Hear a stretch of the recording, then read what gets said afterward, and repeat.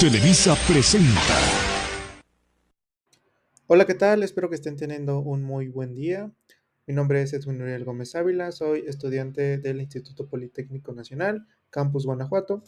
Hoy les platicaré un poco de la destilación y sobre el método de Ponchón-Savarit. Desde el combustible que mueve el mundo hasta la pureza de los fármacos que salvan vidas, casi todo el combustible pasó por una torre de destilación. En la industria, destilar no es solo hervir una mezcla, es una danza de precisión química a escalas colosales. Y bueno, a nivel técnico, la destilación es una operación unitaria de transferencia de masa que utiliza la diferencia en las temperaturas de ebullición de los componentes de una mezcla. Su mecanismo es básicamente el contacto entre una fase vapor y una fase líquida. El componente más volátil tiende a concentrarse en el vapor, mientras que el menos volátil se queda en el líquido. Y su objetivo es lograr una mayor pureza posible del componente deseado, que se le llama destilado, en el tope de la columna. Y bueno, ¿qué usos hay para la destilación? No solo para el alcohol, la destilación sostiene economías enteras. Podemos mencionar la destilación en la industria petroquímica, que es la joya de la corona. Se separan los componentes del crudo, que es la gasolina, el diésel, el queroseno y el gas LP, en torres de fraccionamiento gigantes. En la industria farmacéutica, para purificar los solventes y obtener principios activos con grados de pureza superior al 99.9%. En la criogenia, la destilación del aire para obtener oxígeno puro, para hospitales, y nitrógeno para, para la congelación industrial. Y en la alimentaria, es esencial en la producción de aceites esenciales y, por supuesto, en la industria de bebidas espirituosas. Para diseñar estas torres, los ingenieros necesitamos mapas. Muchos usan atajos simples, pero cuando la mezcla es compleja o el calor lo cambia todo, los métodos comunes fallan. Ahí es donde entra la elegancia de un método que no ignora la energía, el método de Ponchón-Savarit. Este método es el estándar de oro del cálculo manual. Mientras otros suponen que el calor latente es constante, Ponchón-Savarit nos enseñó a trazar líneas que captura cada joule de energía, permitiéndonos calcular el número exacto de platos teóricos con una precisión quirúrgica. Es un método riguroso. Utiliza balances de entalpía porque reconoce que, al evaporarse o condensarse, los componentes liberan o absorben calor de forma distinta. Si tu mezcla libera mucho calor al mezclarse, necesitas este método para no diseñar una torre que se quede corta en eficiencia. Y bueno, vamos a resolver un ejercicio que nos dice que la destilación de una mezcla al 50% vaporizada a líquido vapor de 100 kmol por hora, constituida por hexano al 45% y por paraxileno, se lleva a cabo a una atmósfera de presión. Se desea obtener una composición de destilado del 95% y de fondos del 3%. La relación de reflujo que se va a usar es de 1.3 veces la mínima. Y bueno, aquí ya nos dan nuestros datos y si no los tuviéramos, pudiéramos usar el software de ChemSep. Metemos nuestros datos y nos darían nuestras composiciones de X, nuestras temperaturas. Y bueno, nos pide calcular el número de etapas, la etapa de alimentación y el reflujo actual. Para la resolución de este ejercicio nos apoyaremos del software de GeoGebra, en el cual graficaremos nuestros datos de equilibrio. En la primera que tenemos en la parte superior izquierda, tenemos los datos de entalpía concentración. Y en la esquina inferior derecha tenemos nuestros datos de composición.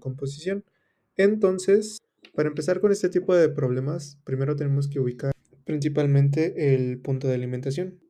Y bueno, notemos que en la primera tenemos un diagrama de entalpía concentración. Por lo tanto, necesitamos ubicar la entalpía de alimento y su concentración. Ahora, pues sabemos que su concentración de alimentación es 0.45, o sea, el 45%. Lo único que tenemos que encontrar es la entalpía de alimento. Para encontrar la entalpía de alimentación, podemos usar la siguiente fórmula, que nos dice que es una función de sus componentes entálpicas de vapor y de líquido. ¿Qué quiere decir esto? Que el alimento posiblemente o puede tener un valor energético de entalpía en fase vapor y una componente entálpico fase líquida. Y esto también lo vamos a utilizar para operar con la calidad térmica del alimento. Entonces debemos encontrar la entalpía de alimentación en su fase vapor y en su fase líquida. Tenemos que es un alimento 50% vaporizado, entonces la componente entálpica, vapor, y la componente entálpica de líquido se puede encontrar con los X de pinch y Y de pinch. Entonces, estos X de pinch y Y de pinch se encuentran interceptando la línea de elemento con la curva de equilibrio.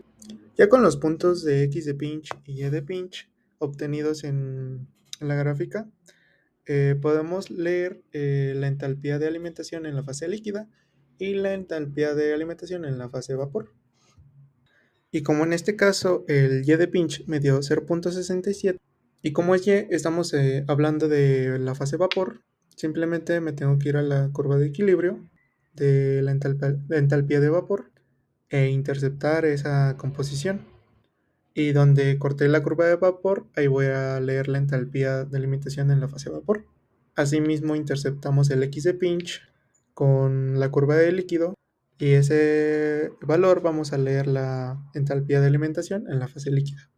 Entonces, ya con esto podemos realizar el cálculo de la entalpía total de la alimentación, y ya con este dato y con el dato de la composición de alimentación podemos irnos a la curva y ubicar el punto de la alimentación. Y como vemos en el eje X, nuestra fracción de alimentación es 0.45, y en el eje de las Y la entalpía nos dio menos 4.93.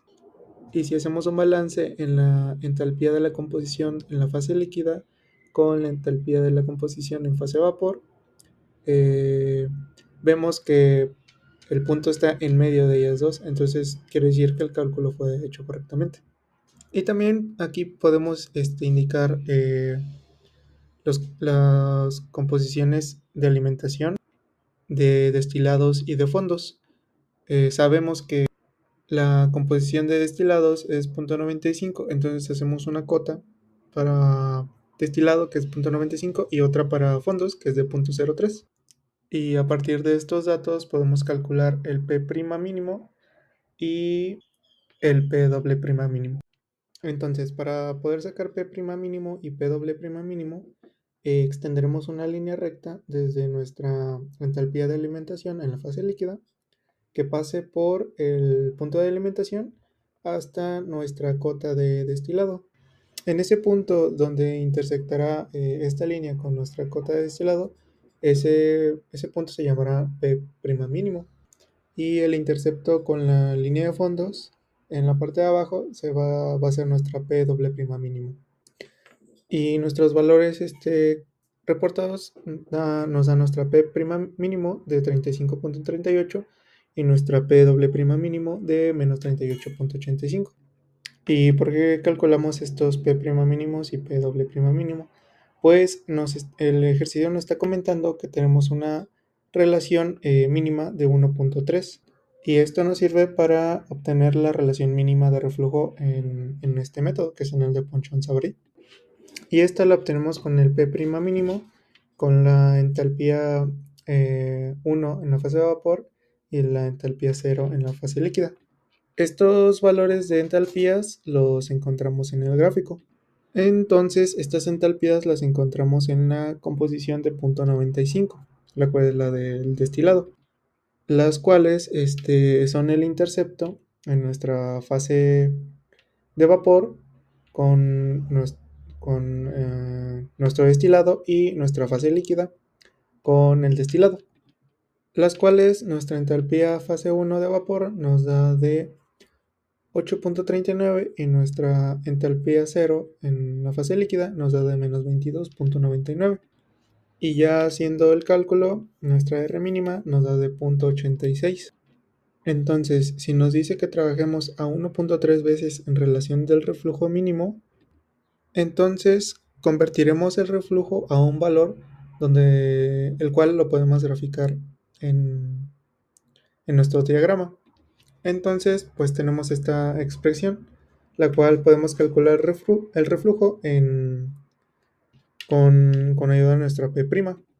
Y aquí pues solo aplicamos un sol eh, para poder calcular el P', el cual nos dio de 49.18. Entonces colocamos nuestro nuevo punto de P', que es de 49.18, en el valor de Y, y en el valor de X es de 0.95. Ya teniendo nuestra P', lanzaremos una recta de nuestra P' que pase por nuestro punto de alimentación y donde intersecte con nuestra línea de fondos, obtendremos nuestro P doble prima. Y con nuestros P' y nuestra P', obtendremos nuestras líneas de operación. Y aquí también tenemos que nuestra línea que va de nuestra P' a nuestra entalpía cero en la fase líquida será nuestra línea de balance de energía en nuestro condensador. También otra cosa en el condensador es que tenemos nuestra composición de destilado en fase vapor. Entonces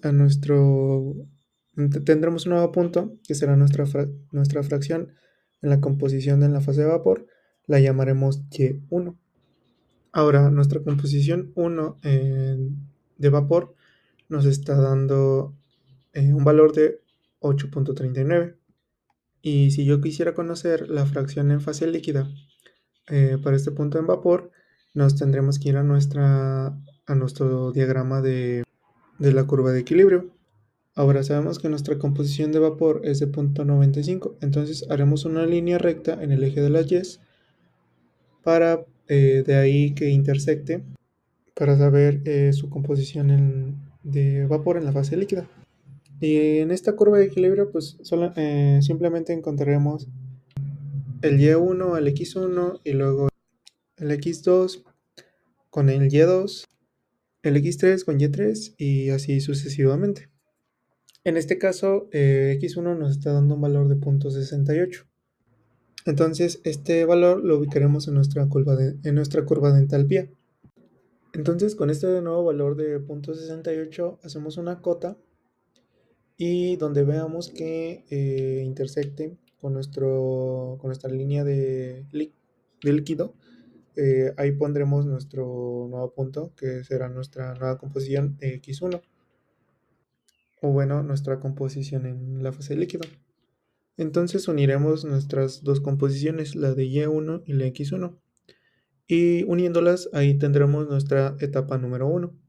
Entonces, teniendo nuestro dato de composición en la fase líquida, trazaremos una línea hasta nuestra P' y donde intersecte en nuestra línea de vapor, ahí tendremos nuestra nueva composición o la Y2.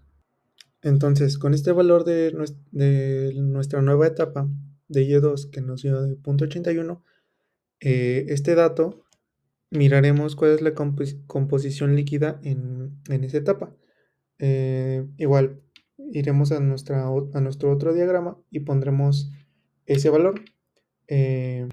Pondremos una nueva línea que es X igual a 0.81 y donde intersecte con nuestra curva, tendremos nuestro nuevo punto para nuestra nueva composición.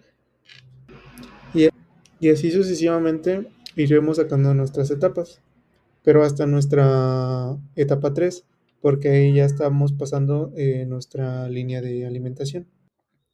Y bueno, y ahora como ya estamos en la zona de agotamiento, que es la parte inferior, ya no utilizaremos el punto P', sino que ahora utilizaremos el punto P', y ahora lo utilizaremos como pivote, lo cual haremos una recta de nuestro punto P' a nuestra X3, nuestra etapa 3, y ahí cuando choque con nuestra línea de vapor, ahí encontraremos nuestra etapa 4.